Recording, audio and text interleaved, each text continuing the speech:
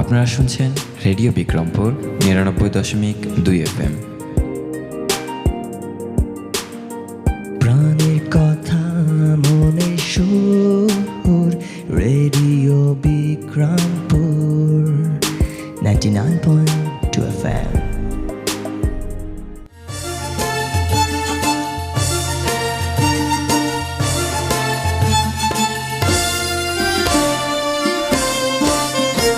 সব জয়ধ্বনি কর, তোরা সব জয়ধ্বনি কর, ওই নূতনের কেতনরে কাল বৈশাখীর ঝড়। তোরা সব জয়ধ্বনি কর, তোরা সব জয়ধ্বনি কর, ওই নূতনের কেতনরে কাল বৈশাখীর ঝড়। তোরা সব জয়ধ্বনি কর, তোরা সব জয়ধ্বনি কর।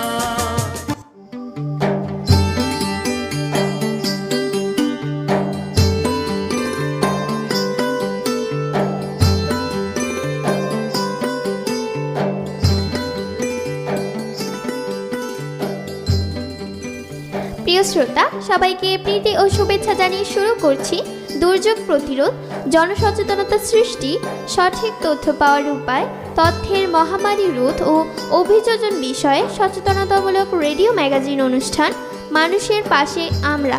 আজ শুনবেন অনুষ্ঠানের 17তম পর্ব। আমাদের এবারের বিষয় বজ্রপাত কী ও কেন হয়।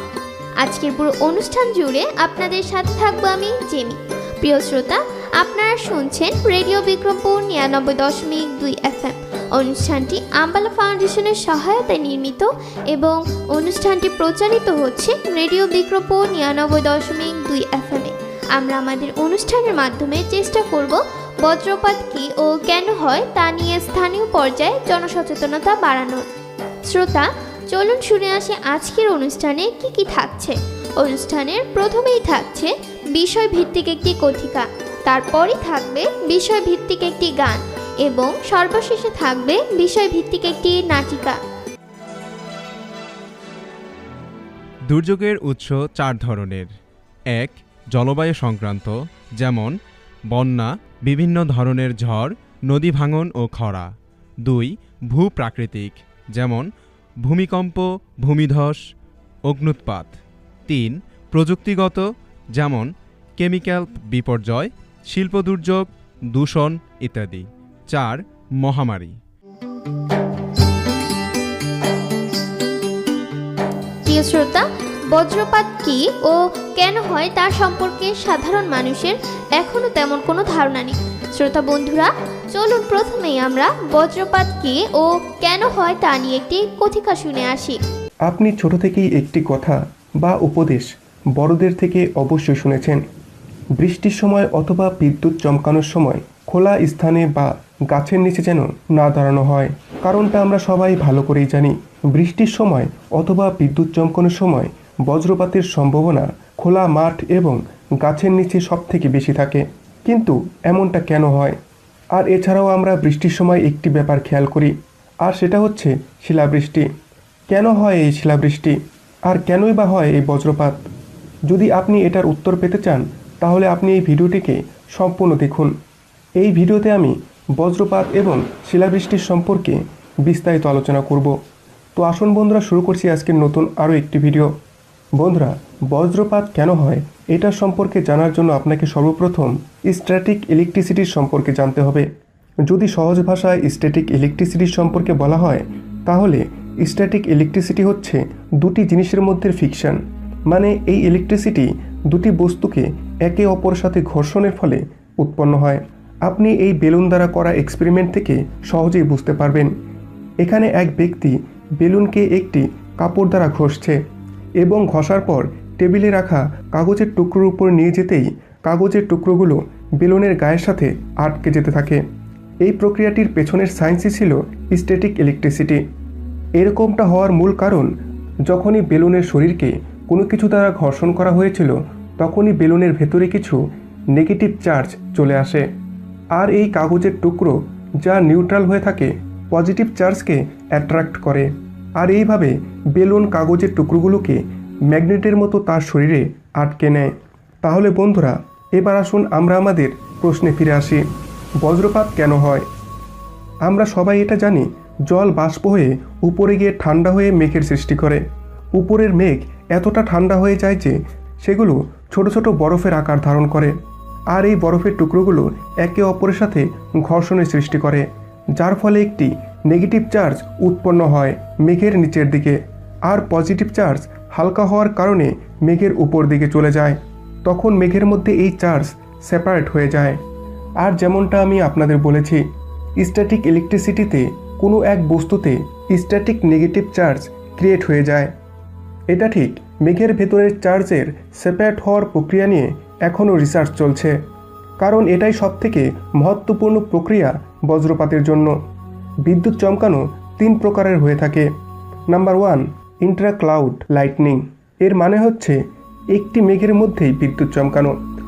এর মধ্যে মেঘের উপরের পজিটিভ চার্জ আর নিচের ভারী নেগেটিভ চার্জ যখন কাছাকাছি চলে আসে তখন একটি লাইটনিং ক্রিয়েট হয়, যেটাকে আমরা বিদ্যুৎ চমকানো বলে থাকি, কিন্তু এই প্রক্রিয়াতে কোনো আওয়াজ হয় না।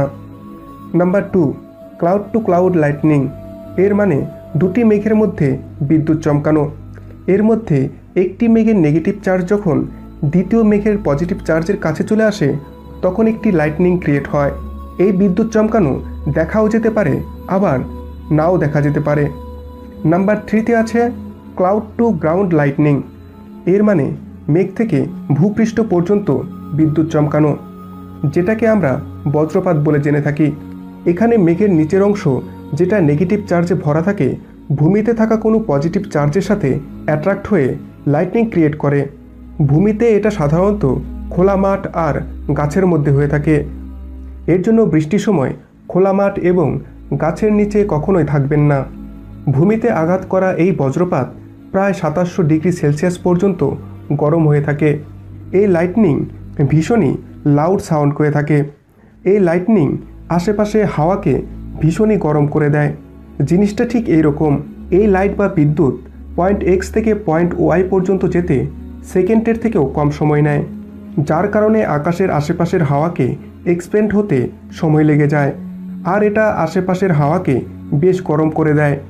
এর জন্য সর্বপ্রথম এই গরম হাওয়া কম্প্রেস হয়ে যায় এবং পরে অ্যাটমসফিয়ারের প্রেসারের কারণে এক্সপ্লোড হয়, মানে ধামাকার সাথে চারিদিকে ছড়িয়ে পড়ে, যার ফলে আমরা ভীষণই লাউড সাউন্ড শুনতে পাই। আপনি বুঝতে পারলেন বজ্রপাত কেন হয় এবং সেই সাথে বজ্রপাতের সময় এত লাউড সাউন্ড কেন হয়ে থাকে। আসুন এবার জানি শিলাবৃষ্টির সম্পর্কে। আকাশে যখন মেঘের পরিমাণ অনেক বেশি বা ভারী হয় তখনই বৃষ্টির সময় আকাশ থেকে বরফের টুকরো বা মেঘের কণা পড়ে, যাকে আমরা বরফের টুকরো অথবা শিলাবৃষ্টি বলে থাকি। আমরা যেটাকে বৃষ্টি বলি তাও কিন্তু আকাশ থেকে বিশাল বড় আকারের একটি মেঘের কণা। আকাশে মেঘ জমতে জমতে অনেক ভারী হয়ে গেলে যদি ওই মেঘকে আকাশ ধরে রাখার ক্ষমতা হারিয়ে ফেলে তখন আকাশ থেকে মেঘের কণাগুলো আলাদা আলাদা হয়ে ভূপৃষ্ঠে পতিত হওয়ার সময় মেঘের কণাগুলো একে অপরের সাথে ঘর্ষণের ফলে কণাগুলো এত ছোট ছোট হয় যে তা ভূপৃষ্ঠে আমরা বৃষ্টির আকারে দেখতে পাই। আর সেই সময় মেঘের কণাগুলো যখন অনেক বেশি আকারে আকাশ থেকে ঝরে তখন একে অন্যের সাথে অতি ঘর্ষণের ফলেও ওই কণাগুলো চূর্ণ বিচূর্ণ হতে পারে না কিংবা হওয়ার পূর্বেই ভূপৃষ্ঠে পতিত হয়, আর এই কারণেই বৃষ্টির সময় আকাশ থেকে বরফের টুকরো পড়ে। শ্রোতা, এতক্ষণ শুনলেন বিষয়ভিত্তিক কথিকা। প্রিয় শ্রোতা বন্ধুরা, চলুন এবার শুনে আসি প্রাকৃতিক দুর্যোগ নিয়ে একটি গান।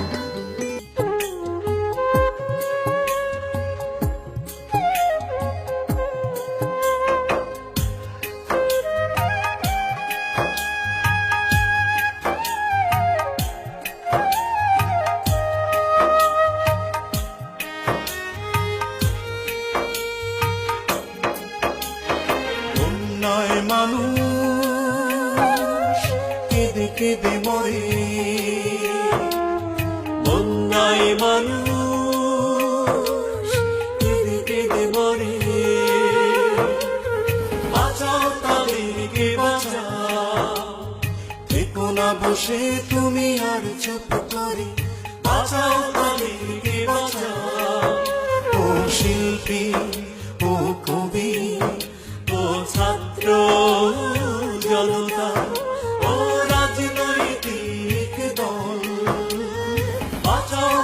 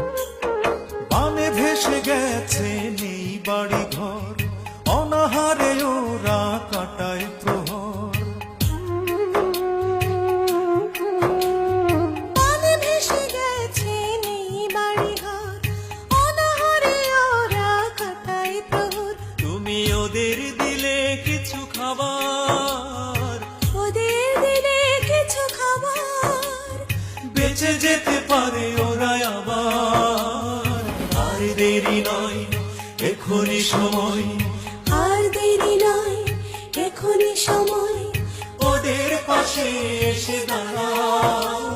শিল্পী ও কবি ও ছাত্র জনতা ও রাজনৈতিক দল, বাঁচাও তাদেরকে বাঁচাও।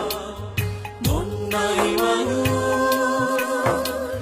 কেঁদে কেঁদে মরে, বন্যায় মানুষ কেঁদে কেঁদে মরে।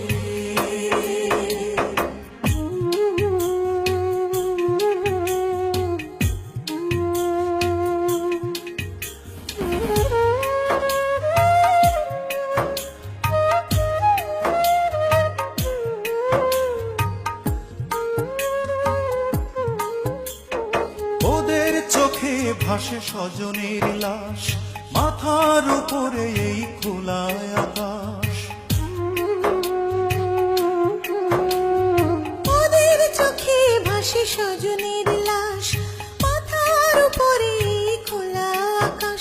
তুমি আমি আমরা মিলে সবাই, আমি আমরা মিলে সবাই, বাংলাভাষীদের চলো বাঁচাই। কোনো দ্বিধা নেই, আছো যেখানে, কোনো দ্বিধা নেই, আছো যেখানে, সহযোগিতার হাত বাড়াও। শিল্পী ও কবি ও ছাত্র জনতা ও রাজনৈতিক দল, বাঁচাও তাদেরকে বাঁচাও। বন্যায় মানুষ কেঁদে কেঁদে মরে, বন্যায় মানুষ কেঁদে কেঁদে মরে। বাঁচাও বনভাসী মানুষদের বাঁচাও।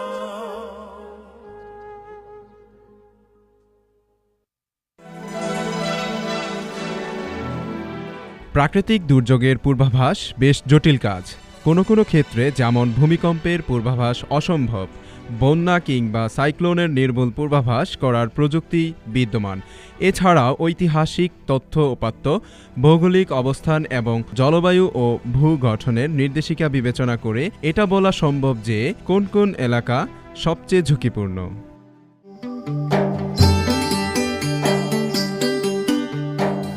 শ্রোতা বন্ধুরা, এতক্ষণ শুনছিলাম বিষয়ভিত্তিক একটি চমৎকার গান। চলুন এবার বিষয়ভিত্তিক একটি নাটিকা শুনে আসি।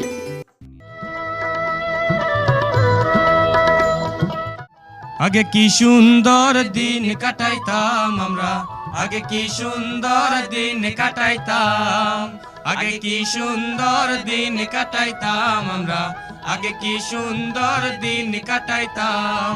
ছিল না সিডর ঝড়, ছিল না আইলা ঝড়, ছিল না সিডর ঝড়, ছিল না আইলা ঝড়। দুচোখে বাসার রঙিন স্বপ্ন যে দেখতাম আমরা, দুচোখে বাসার রঙিন স্বপ্ন যে দেখতাম। আগে কি সুন্দর দিন কাটাইতাম আমরা, আগে কি সুন্দর দিন কাটাইতাম।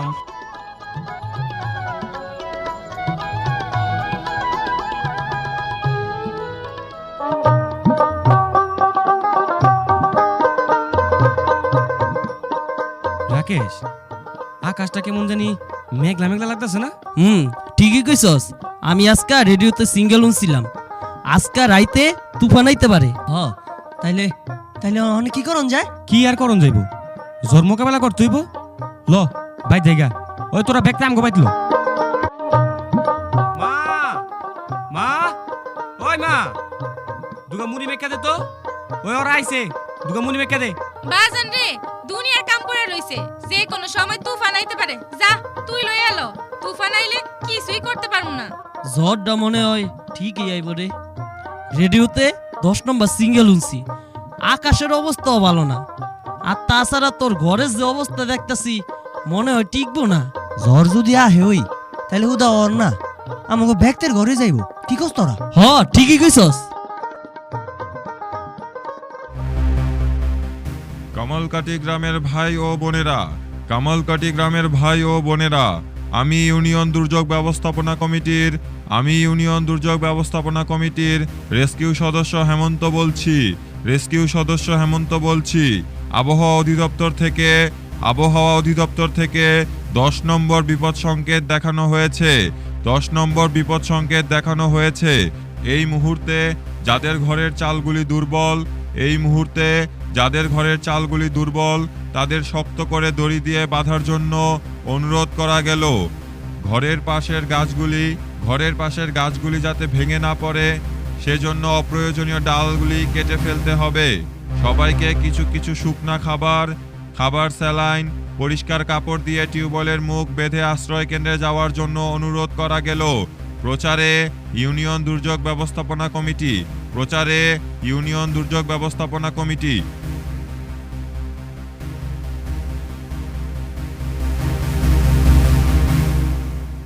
হুন সসনি ল সময় থাকতে আশ্রয় কেন্দ্রে যাইয়া। আমি যাবো না, তোরা যা। আমি আমার পিঠা চাইরা কোন হানে যাবো না। ওই দেহ কইতে না কইতেই বাতাস ছেড়ে দিছে। যাও যাও, আর আশ্রয় কেন্দ্রে যাও। কেমনে যাইবা এখন দেউ?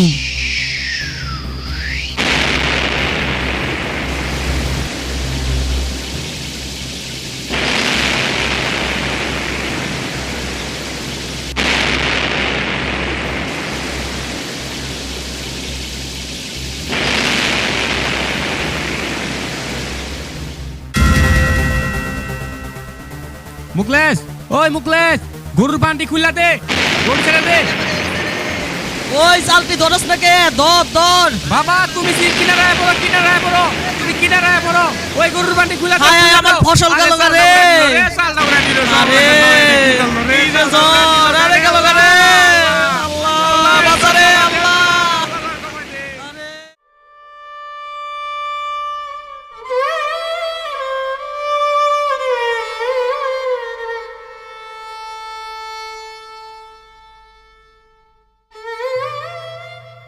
হায় হায়, এগুলো কি হইল? আমি তো এমনটা চিন্তাও করি নাই। আমার শেষ সম্বল সেইটাও থাকলো না। গরুগিলিও বানের জলে ভাসিয়া গেল। আমি এখন কি করি? মন খারাপ করিস না, অন্ত কিছু করার নাই। আরে ওই মিয়ারা কি কও তোমরা? কিছু করার নাই মানে? অনেক কিছু করার আছে। সালাম আলাইকুম সেলিম ভাই, আপনি যে কইলেন অনেক কিছু করার আছে, কি করার আছে? আমরা কি করতে পারি? হনো মিয়ারা, আকাশে ঝড় উঠবো বা আকাশটা যখন কালো দেখা যাইব, যখনই মনে হইব যে ঝড় আসতে পারে, তখনই আশ্রয় কেন্দ্রে যাওয়ার প্রস্তুতি নিতে হইব। আরে আমি তো এই কথাগুলি আগেই কইছিলাম। তুই চুপ করতো, সেলিম ভাইয়ের কথা শুনতে দে। উনি হ্যাঁ কি কয়? শোনো মিয়ারা, যত দূর পারো উঁচা স্থানে ঘর তৈরি করতে হইব। আর ঘরটা খুব শক্তপোক্ত হইতে হইব। ঘরের উচ্চতা খুব বেশি হইব না, কম হইব। পাকা কিছুর উপর লোহার বা কাঠের পিলার দিয়া ফ্রেম তৈরি কইরা এর উপর ঢালু কইরা ছাউনি দিতে হইব। যতদূর সম্ভব স্যানিটারি ল্যাট্রিন উঁচা স্থানে তৈরি করতে হইব। যেখানে আশ্রয় নিবা কিংবা নিজের বাড়ির আশেপাশের যেসব বড় বড় গাছপালা আছে, সেই সব বড় বড় গাছপালার যে বড় বড় কিছু ডালপালা আছে, এসব ঝড়ের মৌসুমে সেই ডালপালাগুলি কাইজা রাখতে হইব, যাতে ঝড়ের সময় সেসব ডালপালা বাড়ি ঘরের উপর পইরা ক্ষতিগ্রস্ত না হয়। আরও যা যা করতে হইব তা হইল, ঘূর্ণিঝড়ের আশ্রয় কেন্দ্র বা অন্য কোনো আশ্রয় কেন্দ্রে যাওয়ার সময় জরুরি কি কি সঙ্গে নিতে হইব তা একবার দেখতে হইব। আরও যা যা করতে হইব তা হইল, কিছু কিছু জিনিস মাটিতে পুঁতা রাখতে হইব, এবং কি কি জিনিস মাটিতে পুঁতা রাখতে হইব তা আগেই ঠিক করতে হইব এবং সেই অনুসারে প্রস্তুতি নিতে হইব।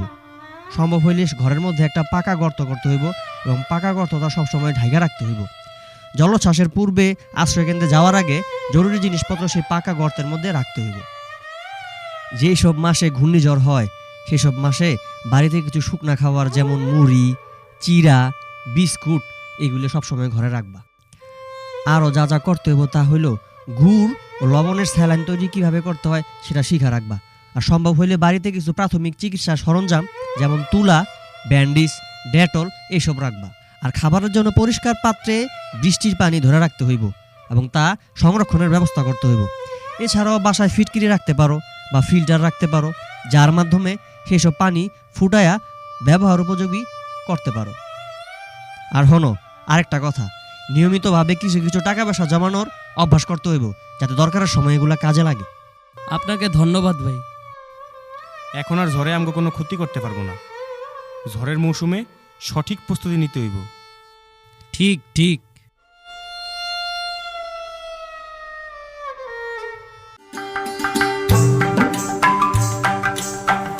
প্রিয় শ্রোতা, আমরা অনুষ্ঠানের একেবারে শেষ পর্যায়ে চলে এসেছি। এতক্ষণ আপনারা শুনলেন রেডিও ম্যাগাজিন অনুষ্ঠান মানুষের পাশে আমরা। অনুষ্ঠানটি আম্বালা ফাউন্ডেশনের সহায়তায় নির্মিত এবং অনুষ্ঠানটি প্রচারিত হলো রেডিও বিক্রমপুর 99.2 FM এ। পুরো অনুষ্ঠান জুড়ে আপনাদের সাথে ছিলাম আমি জেমি। আগামী পর্ব শোনার আমন্ত্রণ জানিয়ে শেষ করছি আমাদের আজকের অনুষ্ঠান। সবাই স্বাস্থ্যবিধি মেনে চলুন, সুস্থ থাকুন, নিরাপদে থাকুন আর সব সময় কান পাতুন রেডিও বিক্রমপুর 99.2 FM এ। এবার বিদায়ের পালা। তার আগে জানিয়ে দেব আজ আমরা মানুষের পাশে আমরা এই আয়োজনের সাথে ছিলাম। উপস্থাপনায় আমি জেনি, প্রকৌশল সহযোগিতায় ছিলেন মামুনুর রশিদ। অনুষ্ঠানটি নির্দেশনা ও পরিকল্পনায় ছিলেন মোহাম্মদ আওলাদ হোসেন খান শিবলি। অনুষ্ঠানটি প্রচার করছে রেডিও বিক্রমপুর 99.2 FM।